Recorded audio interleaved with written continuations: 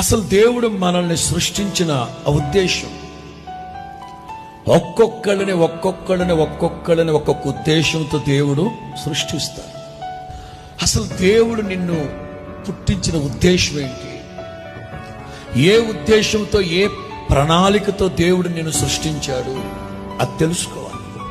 ఇంట్లో వాళ్ళకి నచ్చకపోవచ్చు, అన్నదమ్ముడికి నచ్చకపోవచ్చు, అక్క చెల్లెలకు నచ్చకపోవచ్చు, తోబుట్టువులు ఇష్టపడకపోవచ్చు, సమకాలికులు ఇష్టపడకపోవచ్చు, చదువుకునే చోట ఉద్యోగాలు, వ్యాపారాలు, కూలి నాలి చేసేది పెద్దగా నచ్చకపోవచ్చు.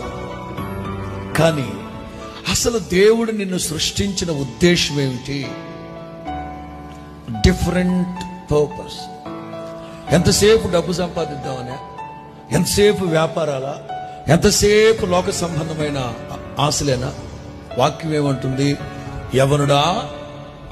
యవనుడా నీ ఆత్మ వర్ధిల్లుచు ఉన్న ప్రకారం గాయు యవనుడా నీ ఆత్మ వర్ధిల్లుచు ఉన్న ప్రకారం అన్ని విషయాల్లో నీవు వర్ధిల్లుతూ సౌఖ్యముగా ఉండవాలనని నీ కొరకు ప్రార్థన చేస్తున్నాను.